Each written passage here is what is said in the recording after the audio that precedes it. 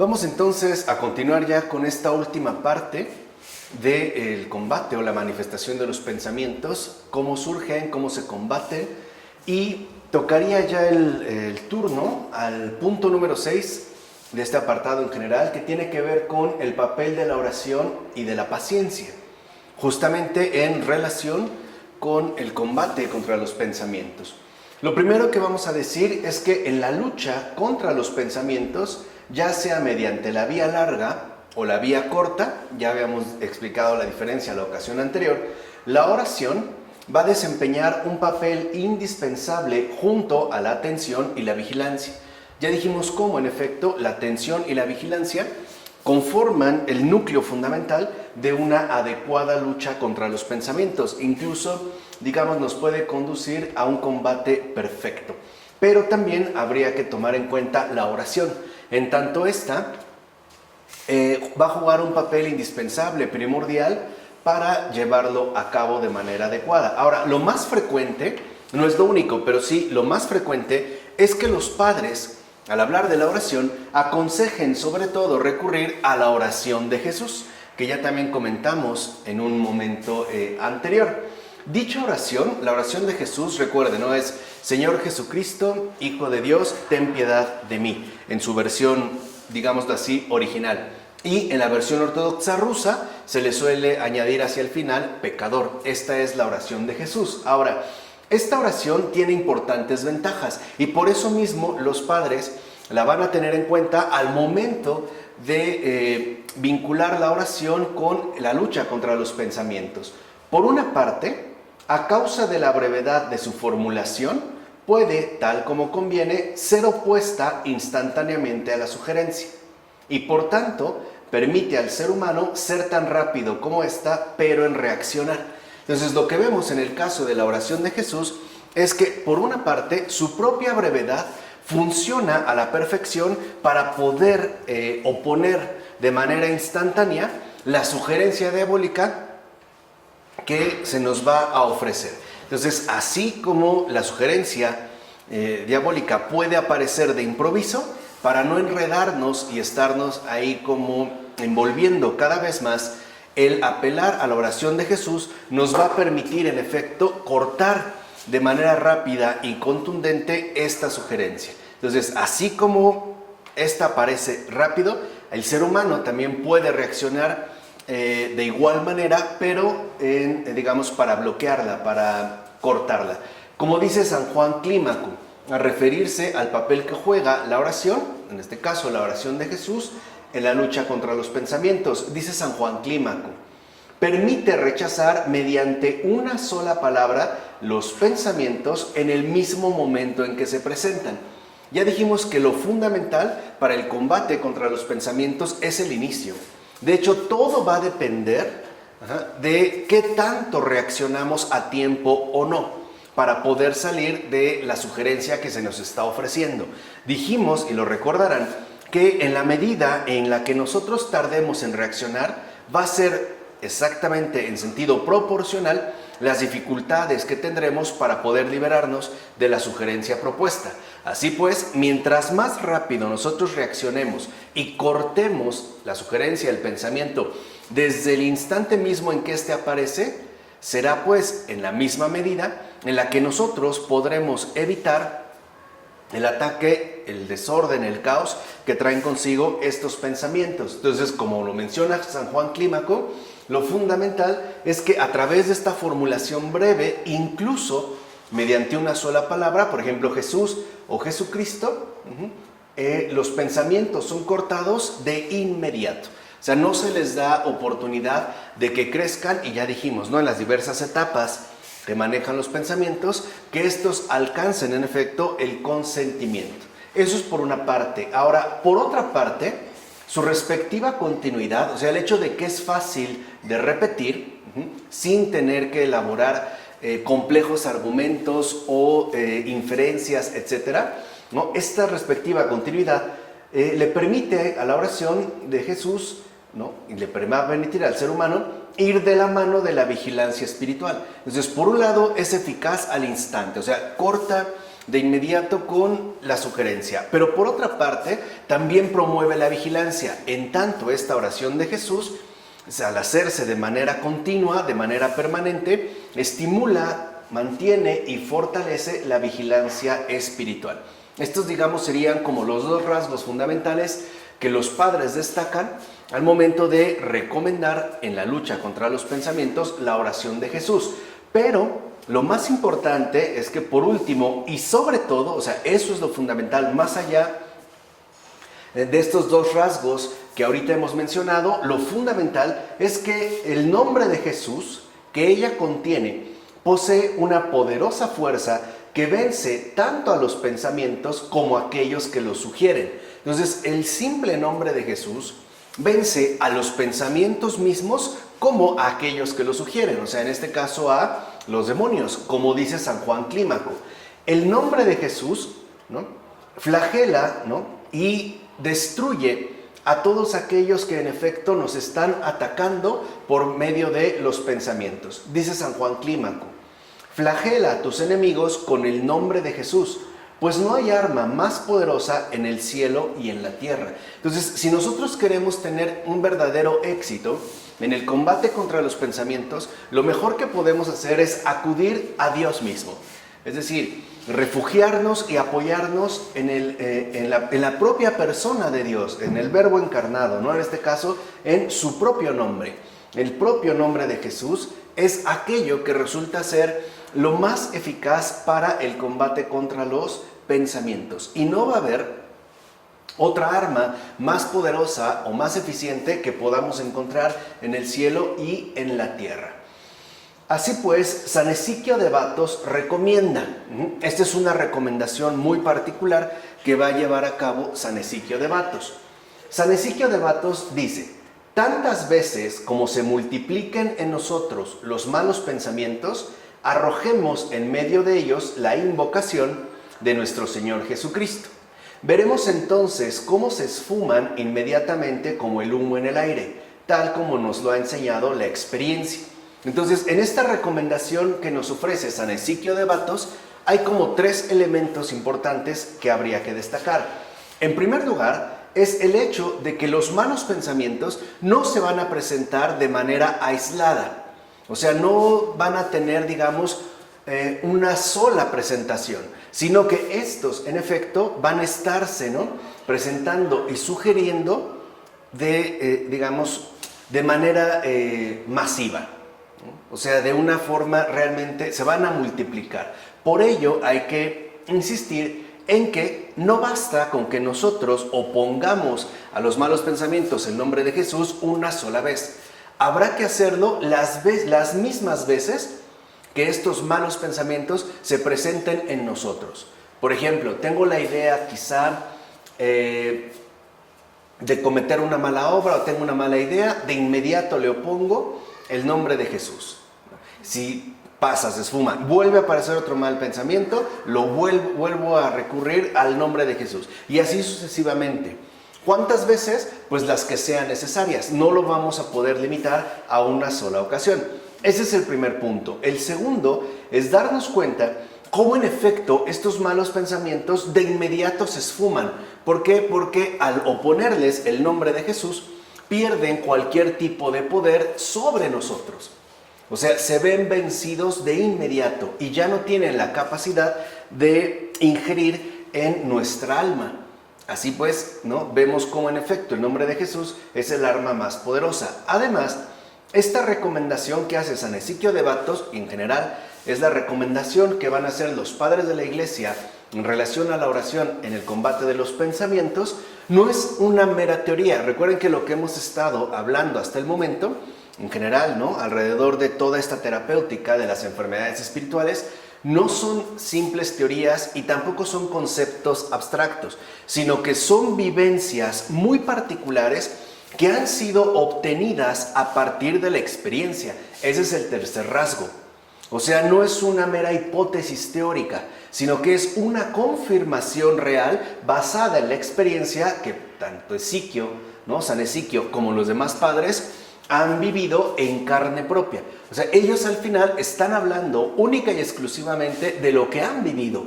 o bien de aquello que han vivido sus respectivos antecesores, o sea, otros padres de la iglesia, o al final otros santos. Porque el santo en general no vive de una teoría, vive de una experiencia. Sabemos que Jesús es eso, es una experiencia de encuentro vivo con Dios. No se reduce pues a una simple doctrina o a una formulación abstracta. Entonces hay que entender lo fundamental que es la experiencia en el caso de la vida espiritual. O sea, la vida espiritual difícilmente la vamos a poder comprender a través de una mera lectura o a través, digamos, de una especie de resumen teórico. Lo que vamos a tener que vivir es esta experiencia. Por ejemplo, el triunfo de Dios ya en nuestras vidas, que, como es evidente, nos conduce en efecto a la experiencia de salvación que Dios mismo ha traído a esta tierra. ¿Cómo? Pues a través de la persona de su Hijo. Porque a veces podemos llegar a suponer que la salvación es como una cosa de último momento. Incluso hay quienes la conciben, la salvación, como algo que tendrá que definirse de una u otra manera después de la muerte.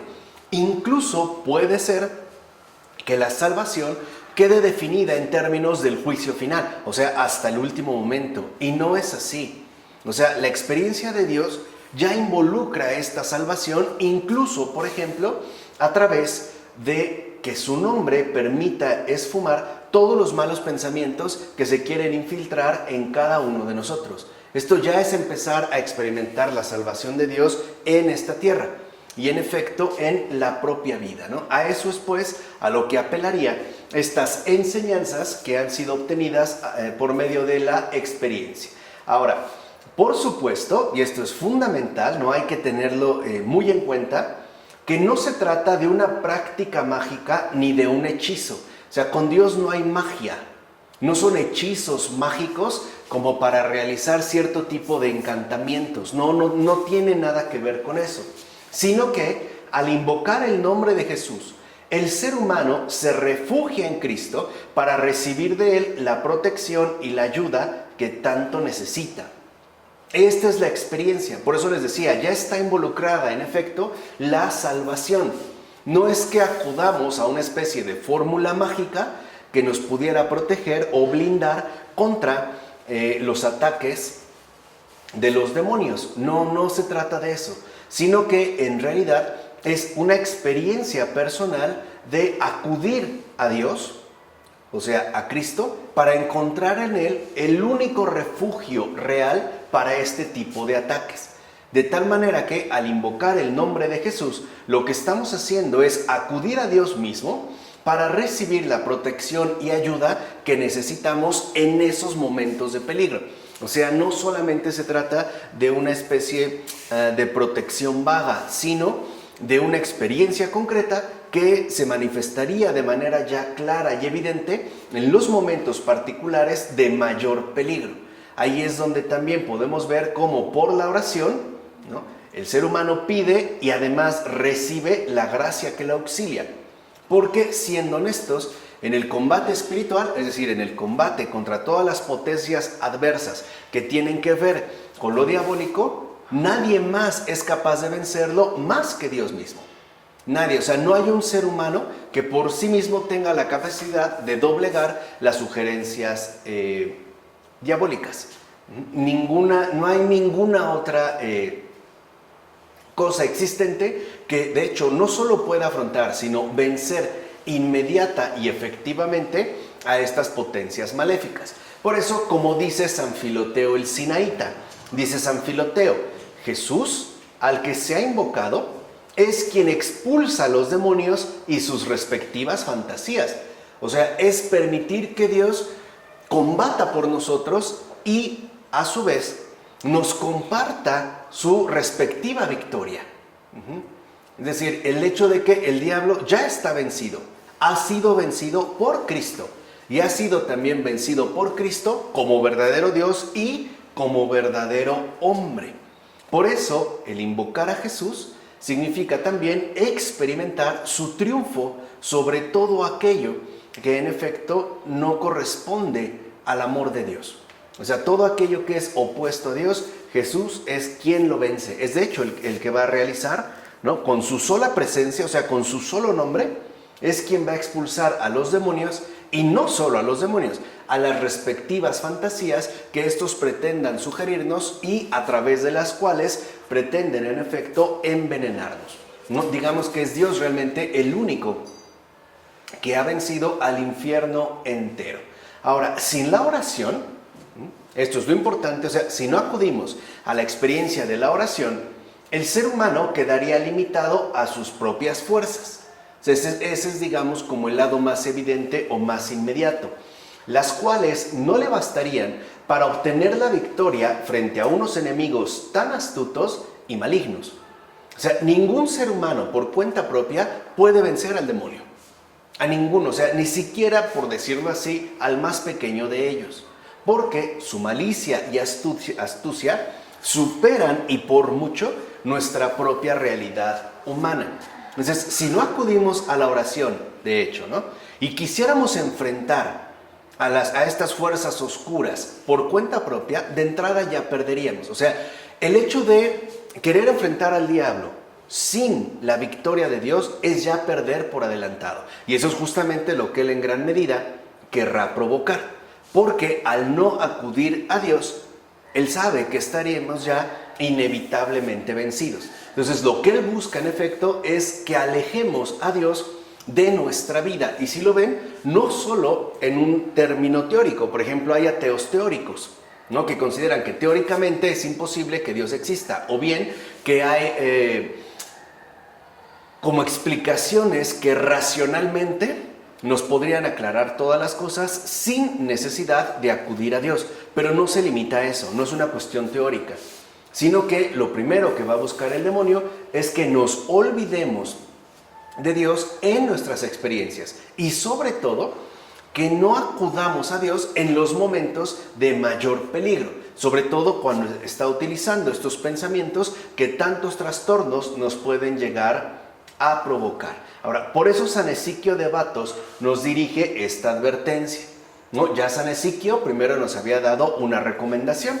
ahora nos va a dirigir una advertencia. Dice San Ezequiel: si nos fiamos solo de nuestra vigilancia o de nuestra humana atención, pronto seremos derribados y caeremos. O sea, si no acudimos a Dios, si creemos que yo tengo la capacidad para realizarlo o para enfrentar a tan temible enemigo, entonces pronto, de hecho más pronto de lo que podemos llegar a suponer, vamos a ser derribados y vamos a caer. Y añade, nos enredaremos, pues cada vez más, ¿no? Nos enredaremos pues cada vez más en sus redes. Por tanto, es imposible expulsar la sugerencia malvada sin invocar a Jesucristo.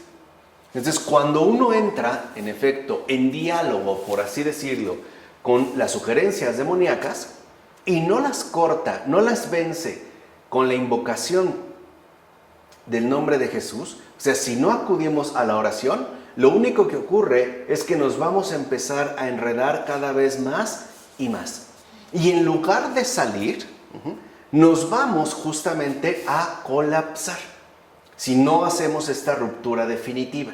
De hecho, como lo afirma San Ezequiel a manera de advertencia, es imposible expulsar una sugerencia malvada, sea la que sea, sin invocar a Jesucristo. O sea, si no invocamos a Jesucristo, esta nos va a atrapar. Y no solamente nos va a atrapar, sino que en efecto nos va a destruir. Y añade el propio San Ezequiel, dice, que no cese jamás la oración a Cristo Jesús, nuestro Dios. O sea, hay que tenerlo presente de manera constante. Dice, pues fuera de Jesús no hallarás en toda tu vida un socorro más poderoso. Solo el Señor, puesto que es Dios, conoce las artimañas y los fraudes de los demonios. Solo Él. Ningún ser humano conoce a fondo, digamos, la maldad, ¿no? O la oscuridad, el vacío, la perdición que pertenece, en este caso, a lo demoníaco. Solo Él. Al grado de que sabemos, una vez que ha muerto en la cruz, desciende a los infiernos, con todo lo que esto implica. O sea, con todo, digamos, la carga de significado que esto trae consigo. Entonces, lo que debemos entender es que si uno, por ejemplo, está obsesionado con una idea o parece ser que uno está siendo atacado permanentemente por un pensamiento, por un mal pensamiento, lo que tenemos que hacer es cortarlo de inmediato, dijimos la ocasión anterior, ¿no? Aplastar la cabeza de la serpiente para que no ingrese todo el cuerpo a través de la invocación del nombre de Jesús. O sea, a través de la invocación del Señor Jesús, que es Dios mismo.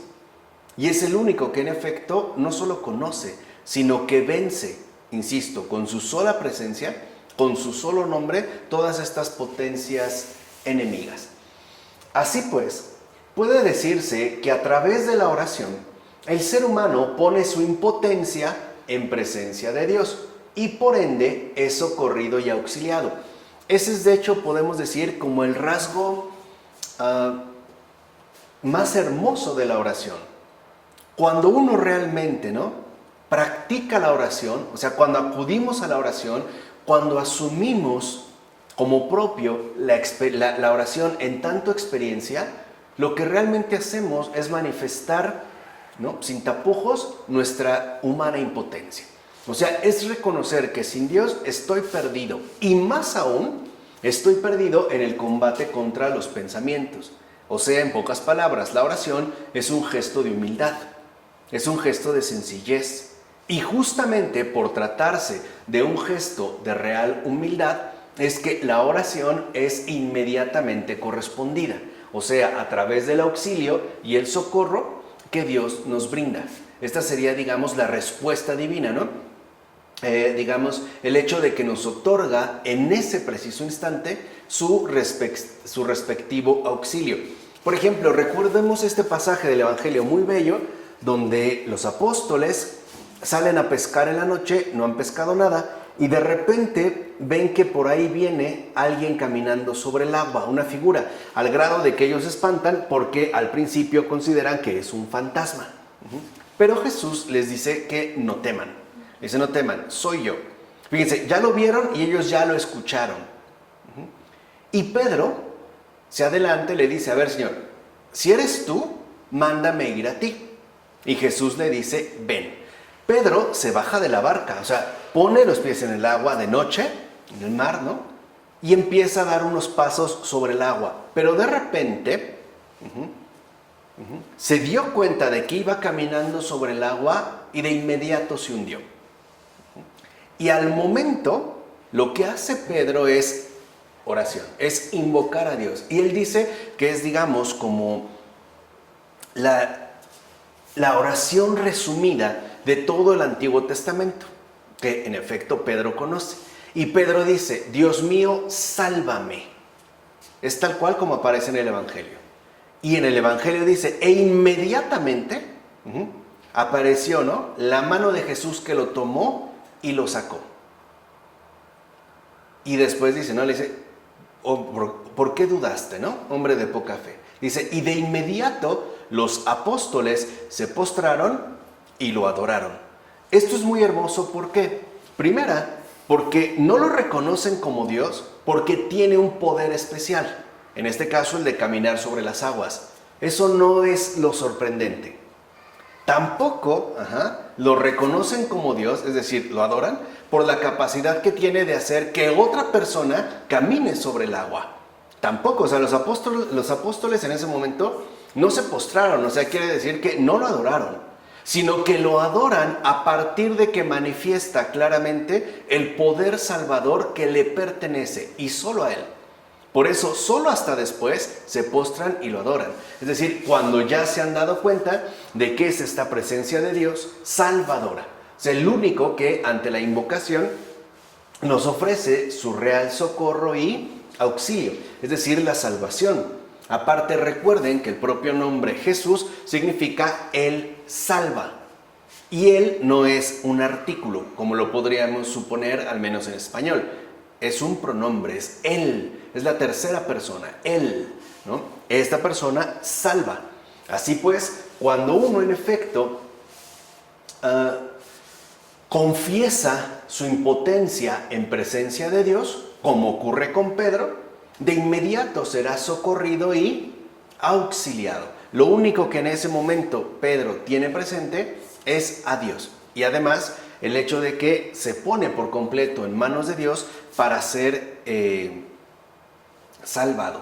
Y no es casual, dicho sea de paso, que haya sido Pedro el que experimentara en carne propia la salvación de Dios. Porque al ser cabeza de la iglesia, él tiene que, en efecto, que fomentar y como solidificar, como hacer sólida esta experiencia fundamental de Dios en la vida de todo ser humano. O sea, la iglesia está llamada a ser experiencia de salvación para cualquier ser humano que en efecto se está hundiendo y está a punto de morir. Y no solo físicamente, como a veces pudiera ser hasta lo más común, ¿no? Cuando atravesamos un cierto peligro, un riesgo grave que pone en peligro la vida, pareciera ser que invocamos a Dios. Pero no solo se trata, como hemos visto aquí, de limitarse a estos casos de amenaza física, o sea, de peligro corporal, sino también de verdaderos ataques mortales en sentido espiritual, como se vive a través del caso de los pensamientos.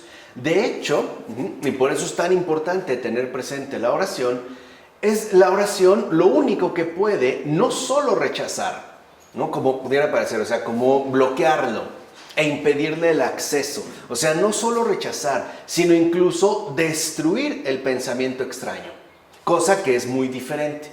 Por ejemplo, si solo se tratara de una especie de barrera, al final quiere decir que no sería tan capaz de poder vencer a los enemigos que atacan. Y no, o sea, no solo los rechaza, sino que los destruye, los aniquila. O sea, ¿qué quiere decir? Que solo Dios es capaz de vencer y aniquilar por completo a las fuerzas demoníacas, ¿no? Entonces, lo que vemos es que la invocación del Señor es aquello que extingue y disuelve todos los males que el enemigo nos procura. Todos los males. Incluso por eso ahora entendemos mejor por qué Jesús nos dijo que buscáramos primero el reino de Dios y todo lo demás se daría por añadidura.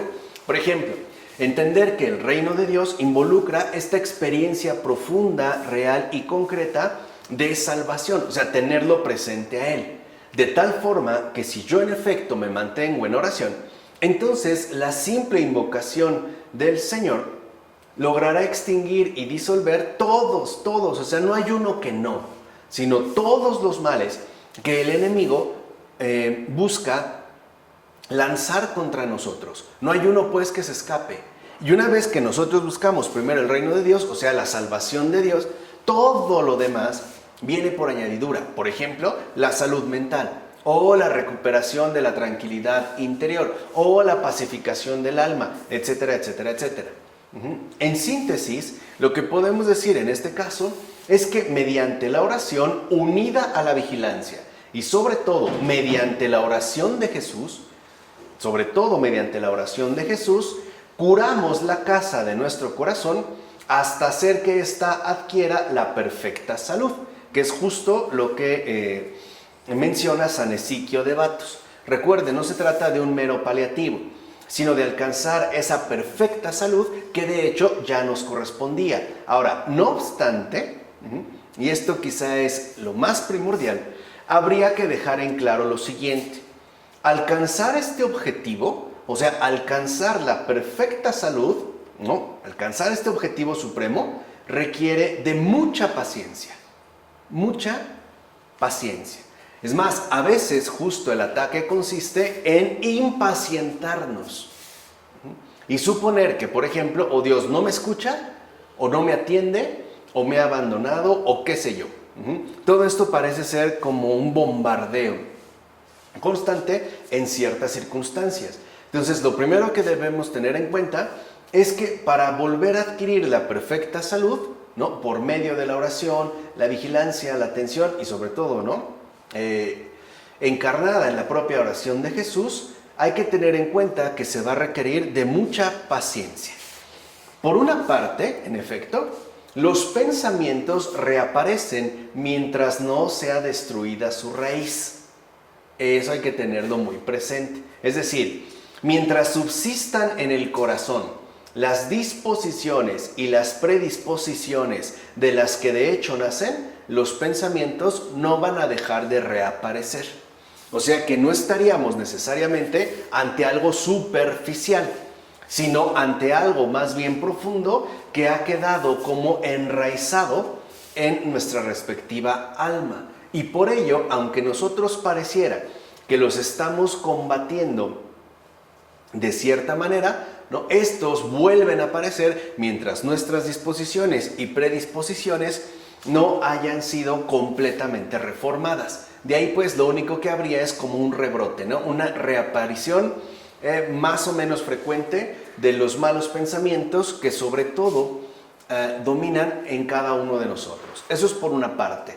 Por otra parte, la lucha, cuando nosotros ya nos colocamos en oración, cuando decidimos pues, ¿no?, centrarnos en Dios, o sea, oponernos al diablo, refugiándonos en Dios, o sea, esta es la otra parte. Cuando nosotros ya hacemos eso, o sea, cuando ya asumimos el compromiso de la lucha espiritual, esta lucha excita la actividad de los demonios hacia nosotros, o sea, los enfurece. Los va a poner literalmente como perros rabiosos. Y esta reacción que ellos van a tener va a provocar que entonces multipliquen e intensifiquen sus respectivas tentaciones. Quiere decir que si nosotros les mostramos oposición, estos se van a ensañar. Es como parte, digamos, de su actividad demoníaca. O sea, si yo realmente me refugio en Dios, entonces estos demonios van a desatar su furia. Y lo pueden hacer a través de dos maneras. La primera es multiplicando las sugerencias. Recuerden que estamos hablando, ¿no?, al nivel de los pensamientos, multiplicando las sugerencias que nos son lanzadas. O bien, tal vez ya no va a multiplicar las sugerencias, pero sí las va a intensificar. O sea, quiere decir que se puede mover por una vía cuantitativa a través de multiplicar las sugerencias, o bien por medio de una vía cuantitativa, o sea, intensificando las que de hecho ya nos ha lanzado. Esto hay que tenerlo en cuenta. Señala San Macario: cuanto más resistimos a sus ataques, tanto más se arma el maligno contra nosotros.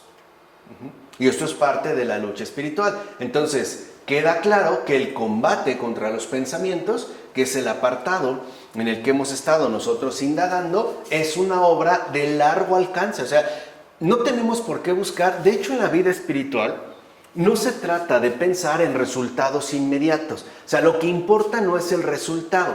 Lo que importa, a final de cuentas, es el proceso. O sea, el mantenernos fieles al Señor, pase lo que pase. O sea, podemos decir que, a final de cuentas, no está mal equivocarse. Lo que está mal es no corregirse. Entonces nosotros podemos fallar o equivocarnos y rectificar. Ya lo habíamos visto anteriormente, ¿no? O sea, hacer recta nuestra vida. Sobre todo teniendo en cuenta que mientras nosotros sigamos viviendo en esta tierra, los demonios nos van a seguir, ¿no?, pues fastidiando hasta el último momento. O sea, eso no va a cambiar. Lo que sí va a cambiar es la medida, o digamos, mejor dicho, lo que sí se va a modificar drásticamente es la efectividad de sus respectivos ataques. Eso sí. O sea, si nosotros realmente nos adherimos al Señor, llega el momento en el cual los ataques, por muy terribles que sean, ya no nos causan el daño esperado. Puede ser que en efecto como que nos empujen, pero ya, digamos, ya no es como una explosión terrible que estuvo a punto de destruirnos, ¿no? O sea, su efectividad va disminuyendo al punto de que uno se puede volver ya como inmune a sus respectivos ataques. Pero eso no significa que debemos bajar la guardia. De hecho, lo fundamental es mantenernos en vigilancia permanente y en una atención constante. Ahora, de hecho, alcanzar la victoria completa sobre ciertos pensamientos, no sobre todos, pero sí sobre ciertos pensamientos, quizá sobre aquellos que más han logrado penetrar en uno. No sé, por ejemplo, esta idea de que lo mejor sería suicidarme, o lo mejor sería largarme de aquí, o qué sé yo, ¿no? Puede llegar a durar varias décadas de asidua lucha acompañada de inevitable sufrimiento. Pero eso es lo normal. O sea, eso es lo primero que debemos entender. De entrada, si lo ven, quizá, ahorita que yo mencioné que puede llegar a durar, ¿no? El alcanzar una victoria completa sobre ciertos pensamientos puede llegar a durar varias décadas de asidua lucha acompañada de inevitable sufrimiento. A lo mejor en algunos de ustedes de inmediato apareció el desánimo. Decir que es algo imposible de realizar. Bueno, esa ya es una tentación, ese ya es un ataque, ese ya es un pensamiento del maligno, porque lo que busca es, de entrada, ni siquiera comenzar la oposición, o sea, ni siquiera empezar la lucha. Por ejemplo, a través de sugerirnos que, una, no lo vamos a lograr. Segunda, que es demasiado tiempo. Y por ende, que es algo que no debo ni siquiera intentar. O sea, nos busca desanimar y además impacientar. Sobre todo porque nosotros estamos enfocando mal la cuestión. Dijimos hace un momento, no se trata de los resultados obtenidos y mucho menos se trata de suponer que estos resultados tendrán que ser inmediatos. No, se trata de mantenerse firmes en el refugio que Dios nos ofrece. O sea, a ver. La lucha espiritual no es un cuerpo a cuerpo, ya lo dijimos la vez anterior, porque nos va pésimo. La verdadera lucha espiritual consiste en no perder de vista a Dios en ningún momento. Esa es la verdadera lucha espiritual. O sea, el combate espiritual es no perder el privilegio que Dios nos da de encontrar en Él y solo en Él el único refugio salvador. Ese es el verdadero combate espiritual. Por eso dijimos, lo fundamental es la vigilancia, es la atención. No se trata de fortalecerse y cada vez entrarle más duro. No, cada vez quedar completamente refugiados en Dios, al grado de que las tentaciones, aunque no desaparezcan, ya no me perjudiquen. Por eso no tenemos ni que desanimarnos ni que impacientarnos. Esa ya es una tentación. Por ejemplo, le pasó una vez a San Ignacio de Loyola. Estaba padeciendo un malestar bastante difícil, se le aparece el demonio al lado y le dice: Ignacio, ¿y crees que vas a aguantar así 20 años? Fíjense, o sea, de entrada, ¿no?, le avienta una bomba. ¿Por qué? Porque Ignacio ya ha madurado en el combate. De hecho, el Señor mismo le permitió a San Ignacio el padecer, ¿no?, constantes ataques del demonio para tener un alto grado de discernimiento. Esa es la escuela de San Ignacio. O sea, la escuela ignaciana, justamente lo que nos permite adquirir es el discernimiento espiritual. O sea, conocer por un lado el modo de obrar del mal espíritu, como él le llama, y por otro lado reconocer el modo de obrar del buen espíritu. Y la respuesta inmediata de Ignacio fue decirle: a ver, mentiroso, si no eres capaz tú de asegurarme un segundo de vida, ¿me vienes a proponer 20 años? Mejor lárgate. O sea, apela a la verdad. Y Dios es la verdad. En ningún momento le dice: no, sí voy a poder, vas a ver, me voy a preparar. No, no se enreda, lo corta. O sea, esto es experimentar en carne propia la salvación de Dios. Ahora, ciertamente, y eso hay que tenerlo en cuenta, porque por ahí es donde todos más fallamos. Por ahí es donde todos tenemos nuestro lado más débil en términos espirituales. Durante todo este tiempo, sea el que sea, el desánimo es lo que más acecha al que pelea. Fíjense, no es, ¿cómo decirlo? No es el tamaño del enemigo. No es la dimensión del combate por realizar. No es la cantidad de esfuerzos que eso requiere. No es eso. Es el desánimo. El que se ha tomado en serio la vida espiritual, lo que más, le va a atacar es el desánimo. Y lo hará de forma casi permanente, casi permanente, dando breves lapsos de respiro, solo para retornar de nuevo más intensificado. O sea, imagínense que el desánimo es como si estuviéramos en agua y nos sumergiera abajo. Y solo cuando ya estamos a punto de sucumbir nos permitiera tomar una bocanada más de aire, ¿no? Y luego, ¿y para qué? Para volver a entrar. Ese es, para mí, el enemigo espiritualmente más temible, el desánimo, porque me parece que es el más difícil de combatir. Porque incluso en desánimo podemos decidirnos a ya no acudir a Dios. O sea, es de verdad, yo creo que sí es como la paliza espiritual más dolorosa. O sea, una aparición demoníaca puede ser terrorífica, nos puede erizar la piel, nos puede impactar, pero al final no tiene el impacto tan hondo como tan grave que el desánimo sí puede llegar a conseguir. Entonces, lo primero que debemos entender es que si ya estamos de lleno en la lucha espiritual, lo fundamental es focalizar y ubicar bien al enemigo número uno. Y el enemigo número uno ni siquiera es el demonio, ni sus secuaces. El enemigo número uno en la vida espiritual es el desánimo.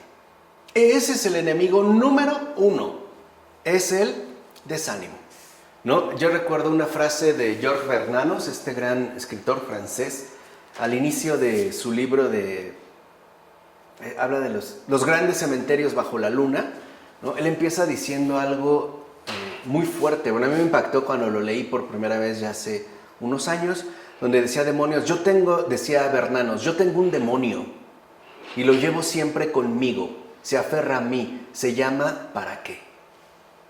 Ese es mi demonio. O sea, está hablando del desánimo. ¿Cuántas veces, por ejemplo, nos proponemos arreglar algo y como que de la nada decimos, ¿pero para qué? No vale la pena. No vale la pena esforzarse, no sirve de nada, mejor ya al carajo. O sea, mejor renuncio, me vale un pepino, no me interesa y me doy por vencido. Porque en efecto, el desánimo es ya una derrota por anticipado. Y eso es en efecto la intensificación del ataque demoníaco. Fíjense, lo que dijimos antes, me voy a regresar un poquito. Dijimos que estos, ¿no?, se ensañan, se ponen rabiosos y entonces intensifican, ¿no?, sus ataques. Bueno, todos estos ataques, mientras uno va creciendo, mientras uno más va madurando en la vía espiritual, o sea, en la recuperación de la salud, y sobre todo de la salud perfecta, entonces ellos se van a concentrar más, imagínense que van a tomar todas sus balas, ¿no?, es una imagen, todas sus balas y las van a fundir en una sola. O sea, van a armar una inmensa bola de cañón. Porque el desánimo no es como un cuchillazo, el desánimo es como un bombazo, O sea, literalmente causa estragos en la vida espiritual. Les digo, puede ser que incluso uno se pueda llegar a sentir incluso espiritualmente quebrantado. O sea, sin la posibilidad ya de ponerse en pie. Y no es porque haya sido atacado, es porque uno ya está desanimado, ¿vale? No sé, acudamos un poco a Víctor Frankl. ¿Me puedes traer un poquito más de la mitad? Con 2 cucharaditas de azúcar. Pongamos un ejemplo, gracias, un ejemplo de Víctor Frankl. Víctor Frankl, el fundador de la logoterapia, ¿no?, su propuesta es bastante interesante. Él, por ejemplo, se tuvo que quedar en Alemania y finalmente fue conducido al campo de concentración de Auschwitz, no porque quisiera ser un héroe, ni siquiera fue algo que él decidiera. Él ya era bastante reconocido en sus avances teóricos, ¿no? Ya era pues alguien con fama dentro del terreno de la psicología y tenía la oportunidad de poder emigrar a Estados Unidos. Pero él, como un buen judío, un judío sincero, decidió consultar con un rabino lo que tenía que hacer, no algo muy común entre los judíos ortodoxos. Y en eso dice que él, en esta inquietud de corazón, le preguntó a Dios qué debía hacer. O sea, la posibilidad de irse a Estados Unidos ya la tenía, ¿no? ¿Qué debía hacer? ¿Irse o quedarse ahí ante la amenaza inminente que ya está acechando? Él dice que abrió la escritura y que vio la parte del decálogo, ¿no?, el fragmento donde decía honrarás a tu padre y a tu madre. Dice, en ese momento a mí me quedó claro que mi deber era quedarme con mis padres. A pesar de que yo ya podía huir de Alemania y seguir con mi carrera, él decidió hacerle caso al Señor tu Dios, ¿no? Honrarás a tu padre y a tu madre. Y en efecto fueron capturados todos y llevados a los campos de concentración. Y él logró salir vivo de ahí. Tenía una misión. Y la misión era explorar a fondo cómo es que se puede llegar a producir la pérdida del sentido de la vida.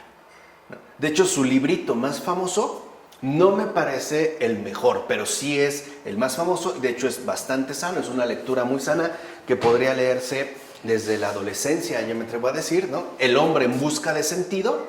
Él relata, un poco para que vean, ¿no?, cómo se da esta situación que les digo, mediante esta imagen quizá un tanto más evidente, puesto que sería corporal, cómo, por ejemplo, los presos tenían una obsesión permanente y era la comida. O sea, para ellos el único motor que les permitía continuar con sus respectivas existencias era la comida, ¿no? Esta obsesión por la comida. Dice, entonces, cuando nos llamaban, por ejemplo, al trabajo, pues queríamos llegar a los primeros para obtener por lo menos ciertos beneficios. No sé, quizá la posibilidad de llegar primero ante las cocinas para que nos dieran de las primeras cucharadas de sopa donde se encontraba lo más sustancioso, si es que puede hablarse realmente de algo sustancioso. Pero bueno, era, digamos, una opción real que tenían, ¿no? Dice, entonces a veces cuando teníamos ya en la noche la posibilidad de reunirnos de una o de otra manera,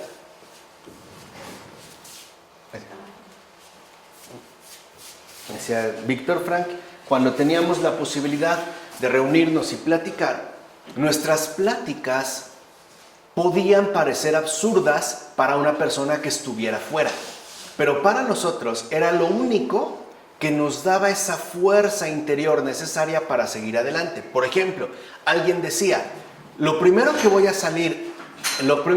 hacer al salir de aquí, sabiendo que las probabilidades de salir eran nulas, dice, es darme un buen baño con agua caliente, en una tina. Otro decía, no, pues yo lo que voy a hacer es comerme un pastel entero de fresa y no le voy a dar a nadie. Otro decía, no, pues yo voy a comer salchichas con cerveza, etc. Dice, y eso nos mantenía. Pero cuando una persona ya no hablaba, cuando una persona ya no opinaba, algo estaba ocurriendo. O sea, estaba siendo presa del desánimo. Dice, incluso al otro día, cuando había el toque de Diana, ¿no?, por las mañanas, y una persona no se paraba, era porque ya estaba dispuesta a dejarse morir. O sea, ya de entrada, para él la vida ya no tenía sentido. Ya no valía la pena levantarse, trabajar, porque lo que lo dominaba por completo era ese demonio que Bernanos también experimentó, el ¿para qué? ¿Para qué? ¿Para qué seguir viviendo? ¿Para qué seguir con tanto sufrimiento? No tiene sentido, no vale la pena. ¿Se entiende? O sea, y esta era la labor de Víctor Frankl. De hecho, cuando llegó al campo de deportación, llevaba su obra avanzada hasta ese momento, sus manuscritos, y vio cómo se los confiscaron. Y para él fue muy difícil. Pero gracias a que se quedó en Auschwitz, o sea, gracias a que le hizo caso a Dios, pudo después tener las bases experienciales, o sea, de vida, vivenciales, para poder fundar la tercera gran escuela de psicología vienesa, que es, de psicología, la tercera gran escuela, que es la logoterapia. De otra manera, no hubiera entendido de qué se trataba. Y por ello no es casual que después, al ir avanzando y creciendo ya en esta postura más definida, Víctor Frankl declare abierta y francamente que el sentido último de la vida es Dios. O sea que lo único que uno necesita para poder recuperar el sentido de la vida es reconocer esa presencia ignorada de Dios. Ese es uno de sus libros ya últimos, La presencia ignorada de Dios. Ese sí me parece extremadamente genial. O sea, para mí es de hecho el mejor de su obra y es amplia, ¿eh? Y últimamente se están editando cartas inéditas, hasta el momento, en otros escritos. Ese librito en particular, el de La presencia ignorada de Dios, es lo que a mí me parece tan fundamental, sobre todo al tener en cuenta que muchas personas, sin darse cuenta, pierden el sentido de la vida debido al desánimo. O sea, debido a esta arma principal de los demonios. ¿Cuánta gente, por ejemplo, ya no tiene, no sé, ni ganas de ir a trabajar porque no le alcanza nunca? ¿Para qué? Ni ganas de bañarse porque pues, estoy solo, ¿no? Nadie me visita o nadie me hace caso. Ya no tengo ni siquiera ganas de pelear con mi esposa porque pues, no entiende, ¿no? No vale la pena, ya. Literalmente, ¿no? Que haga lo que quiera. Yo ya no quiero venir a grabar las clases, pues el salón está vacío. ¿Para qué? ¿Se entiende? O sea, todos, ¿eh? Todos. Algunos más evidentes, otros no. Pero hoy en día, a mí me parece que ya, como estamos en los últimos tiempos, ¿no? El infierno ha sacado, ¿no? La artillería del desánimo. Ya son a bombazos. ¿Cuánta gente no se desanima por ver que todo está peor? ¿Cuántos jóvenes no están en desánimo porque no encuentran trabajo? Y es cierto, porque han estudiado mucho, han atravesado muchos sacrificios y no han encontrado un empleo digno de su persona. O sea, vamos, en general, ¿no? Vemos noticias en la televisión, masacres por acá, asesinatos por allá, secuestros por aquí, el crimen organizado ya parece ser la pauta general de todo. Padecemos una injusticia y nos dicen, no, pues vamos, ¿no? Denuncia. ¿Para qué? No van a hacer nada, no lo van a agarrar. Y si lo agarran, ¿lo van a qué? A soltar. O sea, hoy parece que en efecto, el desánimo es lo que está en verdad desatado. Para todo ser humano, sea bajo las condiciones que sean. Muchos por eso verán la opción del suicidio como lo único pues, accesible. Tiene un fondo espiritual, o sea, nuestra realidad contemporánea tiene un fondo espiritual. Por eso me quise detener tanto en la cuestión del desánimo. Ahora, la paciencia es lo único que puede ayudarnos a superar tal acechanza. No hay otra cosa. O sea, lo único que vence el desánimo es la paciencia. No hay ninguna otra cosa. No se trata de, ay, pues le voy a echar ganas, ¿no? No es cierto. ¿Cuántas veces podemos llegar, no sé, expusimos una clase y pues, como que no dio. Y luego la preparamos mejor y tampoco. Y no se trata de echarle ganas así. No, se trata de concentrarse de lleno en la paciencia. Es lo único que vence el desánimo. No hay otra cosa, de veras. No hay otra cosa para el desánimo más que la paciencia. Como dice San Amonas, soportad las tentaciones hasta que las superéis. No pienses que las vas a superar ya. O sea, no es una cuestión mágica. No es algo que sucede de la noche a la mañana. Dice San Amonas, soporta hasta que las superes. Las vas a superar. Solamente espera. Recuerden ya este libro tan extraordinario que yo les he recomendado de Tomás Halik, que se titula Paciencia con Dios. Es también un libro extraordinario. Y él dice que en realidad la paciencia puede ser relacionada esencialmente con lo que llamamos las 3 virtudes cardinales. Por ejemplo, él dice, paciencia con los demás es caridad. Paciencia con uno mismo es esperanza. Y paciencia con Dios es fe. De esa manera, y creo que es un buen consejo para orientar nuestra vida creyente y también no creyente en estos momentos. Por ello no es casual, dicho sea de paso, que el desánimo tenga tanto efecto porque somos una cultura de la impaciencia. Todo lo queremos rápido, al instante, y esto lo ha promovido en gran medida las nuevas tecnologías, como si todo estuviera al alcance de un clic. Por ejemplo, puedo modificar drásticamente mi figura a través de dedicarme unas horas en Photoshop. Pero en la vida real no es así. No es así. O sea, si tú lo ves, ¿no? Incluso en una imagen te ofrecen un remedio extraordinario para bajar de peso y te ponen una foto antes y después, ¿no? Y ahí parece que fue instantáneo. Y no es cierto. La realidad es que no es así. O sea, en la realidad las cosas se van sucediendo y se van generando, se van dando poco a poco. No de forma inmediata, sino empieza a haber una confusión terrible que sobre todo va a repercutir gravemente en las generaciones más jóvenes. Es como unos niños mexicanos que el año pasado les fueron a hacer una encuesta y entre las varias preguntas que les hicieron, una fue: ¿de dónde vienen las lechugas? Y todos dijeron: del súper. O sea, para ellos ya no hay un proceso de siembra, de cultivo, de crecimiento, no. Vienen del súper. O sea, basta con ir al súper, estirar, pagar y tenerla. Sí, pero cuando se enfrentan a la vida real, lo más probable es que experimenten una desilusión verdaderamente grave. Y por ende, queden expuestos de manera plena al desánimo. Por eso también no es casual que a estas alturas el suicidio infantil, y estoy hablando ya del suicidio de 5 a 13 años, se haya incrementado más del 200% con respecto a los años anteriores. Es grave. Y no es por la cuestión económica. Es justamente por el desánimo y porque hemos dejado a la paciencia como algo ya no adecuado ni óptimo para nuestros tiempos actuales. Nada más piensa algo, tienes que hacer un depósito en el banco y ya nada más tienes este día y llegas y hay una fila de 80 personas. ¿Cómo te pones?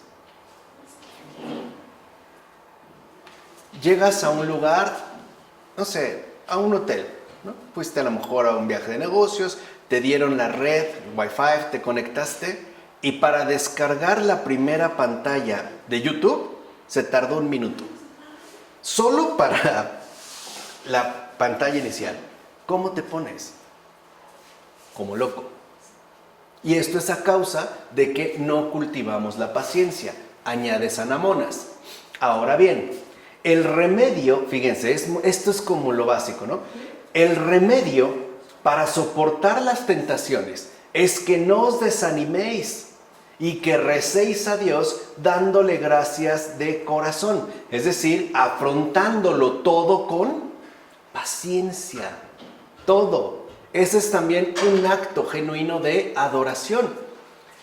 Afrontarlo todo con paciencia es darle gracias a corazón es darle gracias de corazón a Dios, es confiar en Él y saber que estoy en sus manos, pase lo que pase, ¿no? Así dice, las tentaciones terminarán por alejarse de vosotros. Claro, porque si nosotros nos refugiamos en Dios, las tentaciones no tienen ni la más mínima probabilidad de éxito. Ya no. Entonces, en la medida en la que yo me abandono en el Señor y soy paciente, entonces ya aquí pierdo mi tiempo, ya no tengo nada que hacer. Y lo que van a hacer es retirarse, pero no irse. Ahora, digamos, nos van a tener, por decirlo así, pasan al modo francotirador. Se alejan a ver en qué momento nos descuidamos para lanzar el primer disparo. Ahora, el mismo consejo también aparece en San Marcos el monje. Dice San Marcos: escapa de la tentación gracias a la paciencia y la súplica. Así es como uno va a escapar de la tentación. Recuerden, estamos hablando con respecto al combate de los pensamientos. La paciencia y la súplica, es decir, la paciencia y la oración. Esto va de acuerdo con lo escrito por el apóstol Santiago. Veamos qué dice el apóstol Santiago. Dice el apóstol Santiago: dichoso el hombre que soporta pacientemente la tentación, pues tras haber sido probado, recibirá la corona de la vida que el Señor ha prometido a los que lo aman. Lo dice, ¿no?, en la carta a Santiago, capítulo 1, versículo 12. De eso es justamente de lo que está hablando el apóstol Santiago. Ahora bien, el ser humano debe orar tanto para ser en verdad paciente como para tener una real vigilancia. La paciencia también, la oración, también nos hace ser pacientes. A veces el Señor, digamos que no atiende nuestras súplicas de manera inmediata. Y no es porque no pueda o porque no quiera. Es porque quiere todavía que crezcamos más en paciencia. Y a veces a lo mejor hasta nosotros ya se nos olvidó y aquello que habíamos pedido llega. Y ya ni me acordaba. pero es una cuestión de paciencia. Y aunque la vigilancia es fruto de la oración, no por ello deja de estar favorecida por ciertas actitudes espirituales que deben en cualquier caso acompañarla para realizar la obra del corazón. Estas actitudes son, y que ayudan mucho a la vigilancia, ¿no? El ayuno, el silencio, la soledad, la memoria de la muerte y sobre todo el duelo y la humildad. El duelo, por cierto, es vigilancia perfecta, porque el duelo, ¿no?, es conciencia clara del propio pecado. O sea, aquí el duelo significa dolerse del propio pecado. No es lamentarse del mal ajeno, sino dolerse sinceramente de nuestro propio pecado. Eso ayuda muchísimo. Porque si yo realmente asumo el duelo, reconozco sinceramente que sí soy capaz de obrar mal. Y por ende, no dejo de lado mi real impotencia. Y al no dejar de lado mi real impotencia, me mantengo refugiado en Dios. Por eso es tan importante en este caso el duelo.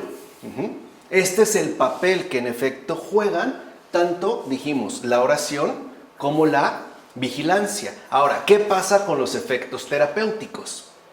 O sea, a partir de esto, ¿qué sucede? Como escribe San Isaac el Sirio, la riqueza y la salud del alma están hechas de vigilancia y atención. Un alma vigilante y atenta está sana. Un alma que no está ni vigilante ni atenta está enferma. Ahora, con estas actitudes y con las que la acompañan, el espíritu vuelve a su orden propio y por tanto recupera su condición normal, que ya dijimos que es justo, ¿no?, el objetivo de la terapéutica. Ahora, decir que el espíritu vuelva a su orden propio y recupera su ejercicio normal, sobre todo significa que deja de verse arrastrado a su pesar por las imágenes y los pensamientos. O sea, deja pues de ser cautivo de ellos. Y por tanto, deja de estar siempre distraído, dispersado, dividido y hasta enajenado por ellos y a través de ellos por los demonios. O sea, una persona sana, espiritualmente sana, sabe perfectamente bien qué va primero. No anda revuelta, no anda distraída por aquí y por allá o dispersa, ¿no?, de un lado para otro y mucho menos dividida. No, está centrada. Así pues, la vigilancia devuelve al ser humano el perfecto dominio de sus pensamientos, ya que con vigilancia ningún pensamiento escapa de su atención, o sea, ninguno ya pasa desapercibido, y en consecuencia somete a cada uno de ellos al discernimiento para aceptarlo o rechazarlo según su buena o mala naturaleza. Ya hablamos la ocasión anterior de este discernimiento. San Juan Casiano, por ejemplo, va a escribir lo siguiente. Vean lo que dice San Juan Casiano. Dice: el centurión del Evangelio es para nosotros una feliz figura del alma elevada a esta perfección, o sea, a la normalidad de la salud espiritual, a eso.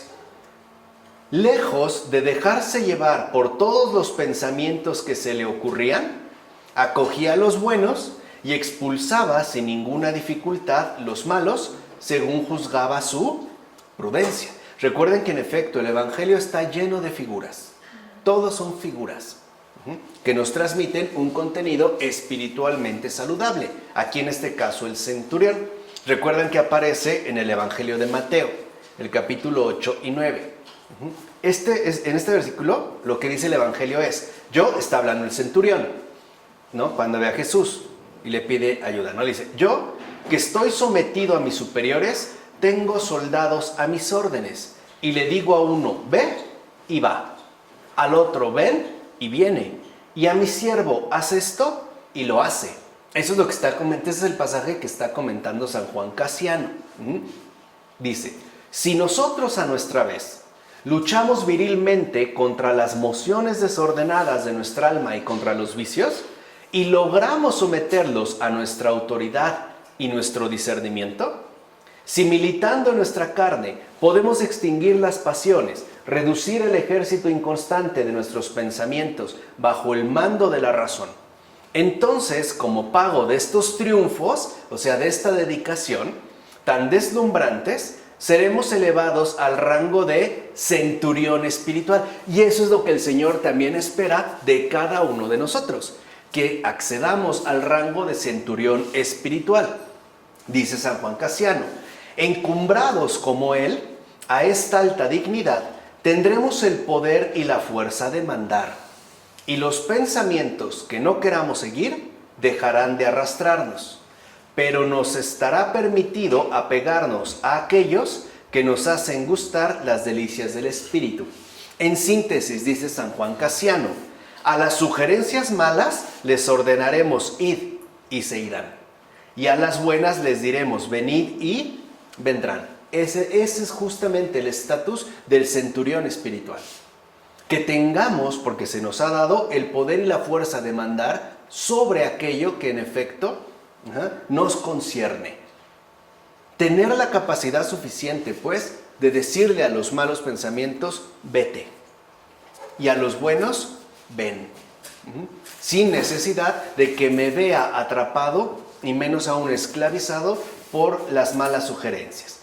Y no solo, ojo, y no solo los pensamientos conscientes serán sometidos a su juicio y voluntad, o sea, ya del centurión espiritual, sino también los pensamientos que antes eran inconscientes en el ser humano. O sea, no solo a los que tendríamos un fácil acceso por encontrarse a nivel superficial de la conciencia, sino los verdaderamente profundos, o sea, aquellos que incluso podían pasar desapercibidos.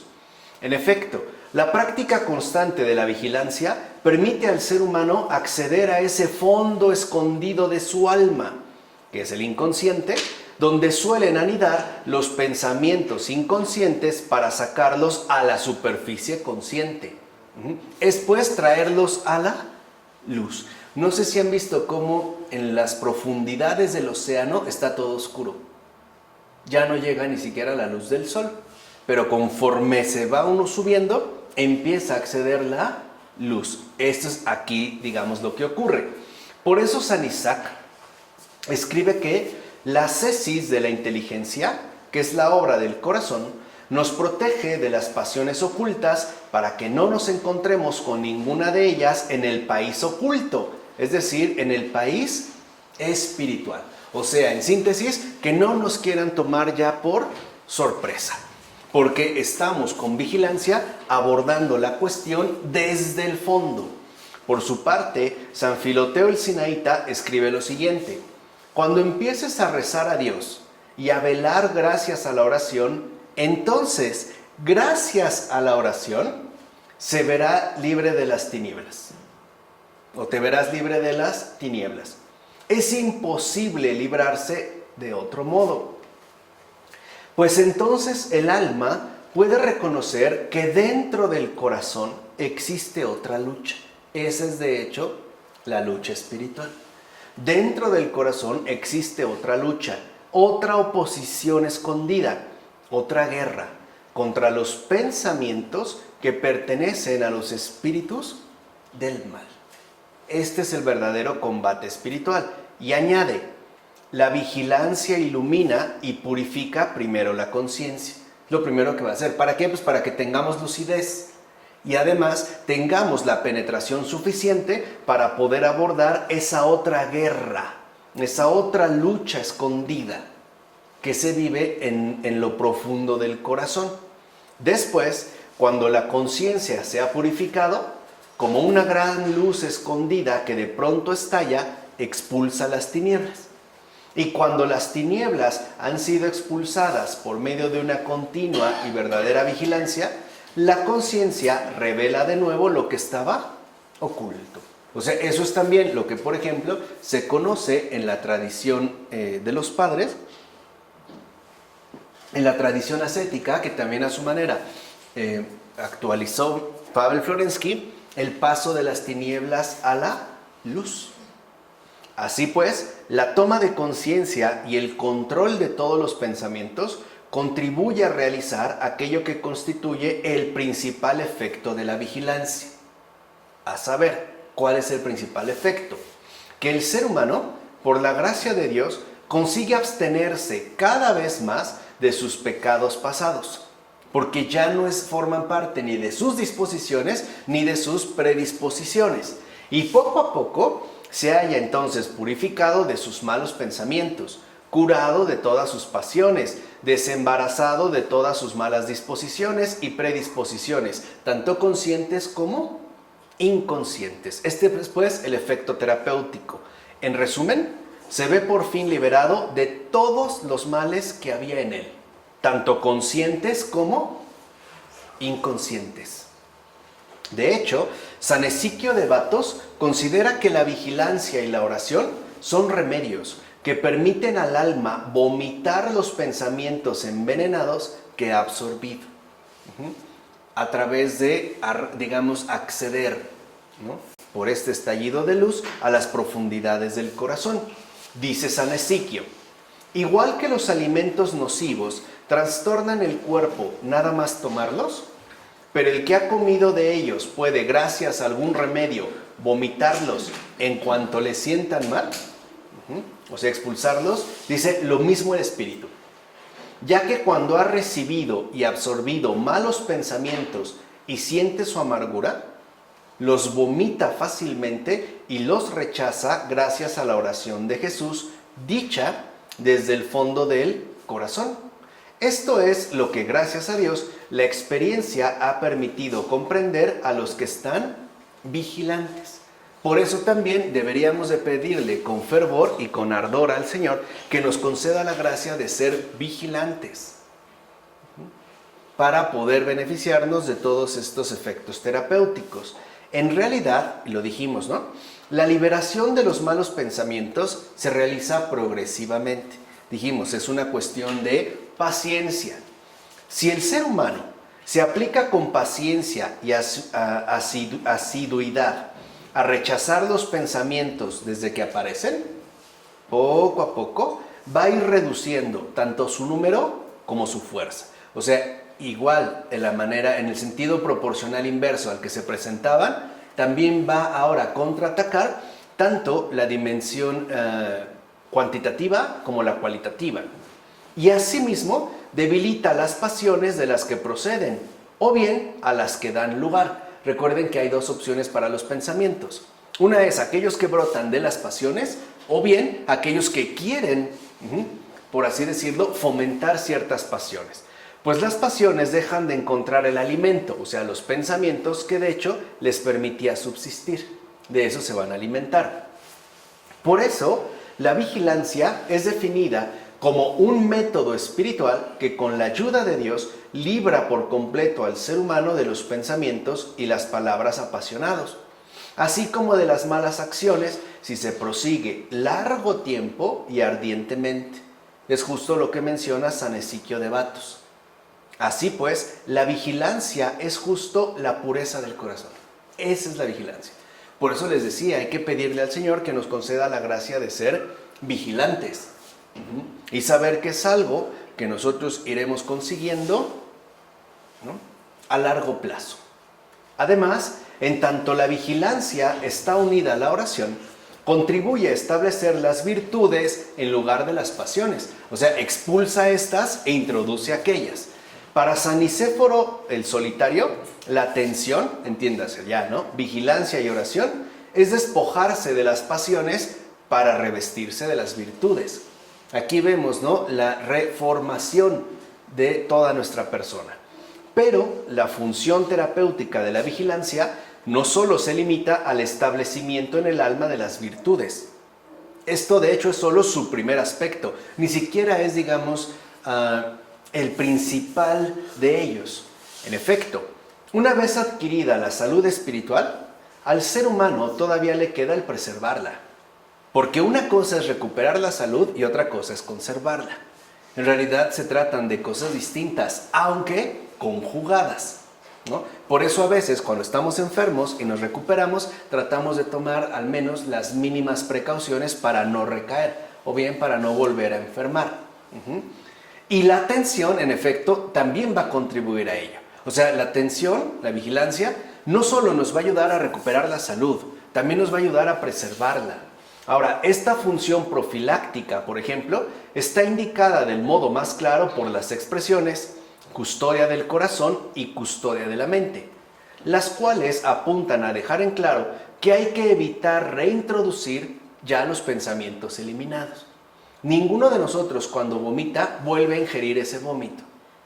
Algunos perros sí. Uy, ¿quién sabe por qué lo hacen? Nosotros no. O bueno, no en un sano juicio. No lo hacemos.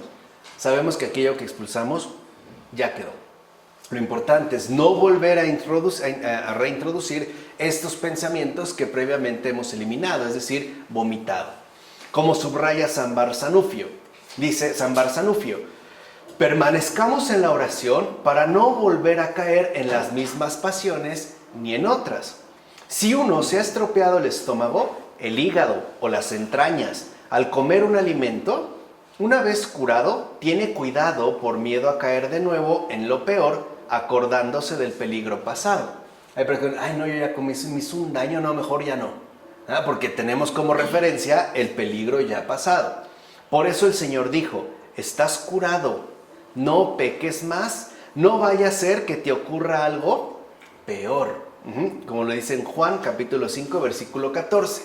Por eso San Isaac el Sirio escribirá con toda precisión que la riqueza y la salud del alma están hechas de sobriedad vigilante, es decir, de atención, atentos, atentos, hay que estar atentos. Es lo que nos dijo Jesús: oren y velen, orad.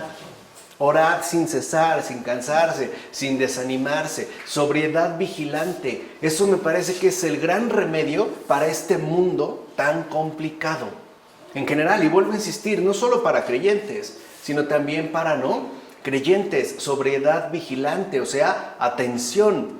Mientras un hombre vive, dice San Isaac, tiene necesidad de sobriedad vigilante, de atención y de vigilia para guardar su tesoro. Y si descuida estas condiciones, cae entonces enfermo y le roban su tesoro. Entonces lo primero es enfermar, para que después nos puedan arrebatar todo lo que quieran. Eso es justamente lo que no hay que permitir. Así pues, gracias a la vigilancia, el ser humano se vuelve indiferente a los pensamientos que los demonios le sugieren y hasta será capaz de oponerles un soberano desprecio espiritual sin verse ya afectado por sus insidias y sugerencias. Ahora bien, cuando el ser humano, tras haber luchado durante largo tiempo, ha adquirido tal estado, conoce una verdadera paz. Que es lo que todos al final estamos buscando. Hoy el mundo habla de paz. Bueno, muchos hablan de paz, pero hacen la guerra. Otros hablan de paz en nombre de la guerra. Otros utilizan la palabra paz para llevar a cabo múltiples guerras, múltiples esferas de conflictos, ¿no? Como esparcidas por aquí y por allá, alrededor de todo el mundo. No, esta es verdaderamente la paz. Después de haber luchado durante largo tiempo. Esta paz interior, obtenida por la práctica de la vigilancia, deriva a su vez del control de los pensamientos, de la eliminación de las pasiones, de la victoria sobre los demonios y, por supuesto, de la calma de las facultades que conduce al silencio de los pensamientos. Yo estoy cada vez más convencido de que Ludwig Wittgenstein, gran filósofo contemporáneo del siglo XX, ¿no? Y es lo que yo defendí en mi tesis de maestría, tuvo una conversión, a cierto punto, tuvo un encuentro, yo creo, con Cristo. Porque él tiene como muchas intuiciones que van justamente en esta línea. Por ejemplo, él decía en uno de sus apuntes que el verdadero descubrimiento filosófico consiste en dejar de pensar cuando yo quiero. Y no es algo que ocurre tan sencillamente. O sea, para él es el gran descubrimiento filosófico. A mí me costó años entender a qué se refería, pero esto nos los deja muy, muy claro. Tener o alcanzar ya la capacidad de poner en calma o reducir al silencio todos los pensamientos. Tiene ahí una profundidad bastante interesante. De hecho, me darían ganas de reestudiarlo o releerlo. No sé si sea capaz de algo así, pero se los recomiendo también. Ok, todo esto, a final de cuentas, se corresponde con uno de los principales sentidos de la palabra esigía. una nueva palabra para su vocabulario espiritual. Ya no se les olvide, ya no se las voy a estar repitiendo. Luego hasta quieren que les repita clases enteras. Pues no, para eso ya tienen el video. Aquí es la palabra exigía. Veamos, la exigía significa, en este sentido, el silencio de toda representación interior.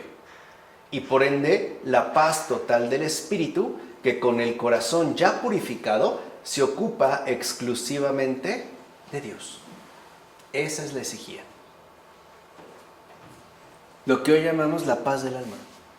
Cuando nosotros, por ejemplo, en la celebración litúrgica, ¿no?, nos damos la paz, y el sacerdote me dice, ¿no?, dense la paz. Lo que estamos compartiendo, lo que estamos motivando es esta paz, la exigía. No es nada más de que hoy nos la llevemos tranquilamente, ¿no? No, o que nadie nos inoportune. No, estamos hablando de la exigía.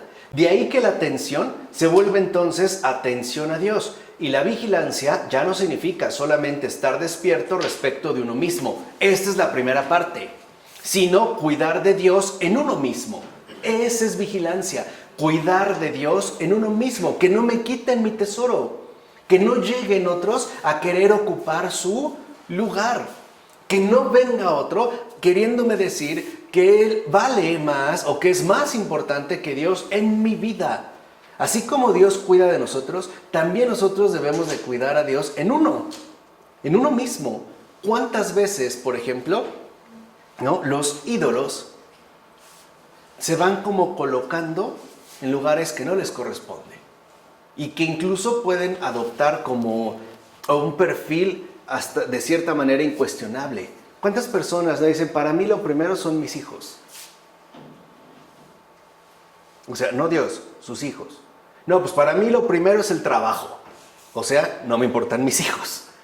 Para mí lo primero es el trabajo. No, para mí lo más grande de todo es la salud. Hoy que estamos obsesionados con la salud, ¿no?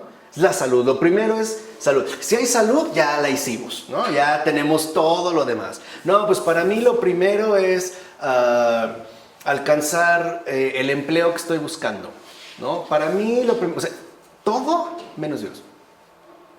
Y a eso llegamos por no poner atención. Por no estar atentos a lo que realmente está sucediendo interiormente en nosotros. O sea, por no estar enfocados en la dimensión espiritual. Entonces debemos de cuidar a Dios en uno mismo. Los padres ciertamente consideran que en esto consiste el despertar de la mente. Por ejemplo, San Juan Clímaco dirá que el amigo de la exigía es aquel cuyo pensamiento está siempre alerta, es decir, quien tiene un espíritu siempre despierto, o sea, atento a Dios en él. Que nadie quiera llegar a quitárselo. Por eso ahora entendemos por qué Jesús, la primera gran enseñanza, es más, me atrevo a decir mandato, que le da a sus apóstoles una vez resucitado es: la paz esté con ustedes. O sea, no dejen que nada ni nadie les quite el tesoro que les corresponde. La presencia viva de Dios en cada uno de nosotros. De ahí pues que la vigilancia cure al ser humano en varios aspectos. En efecto, la vigilancia o custodia del corazón elimina, para empezar, y lo fundamental, el adormecimiento espiritual,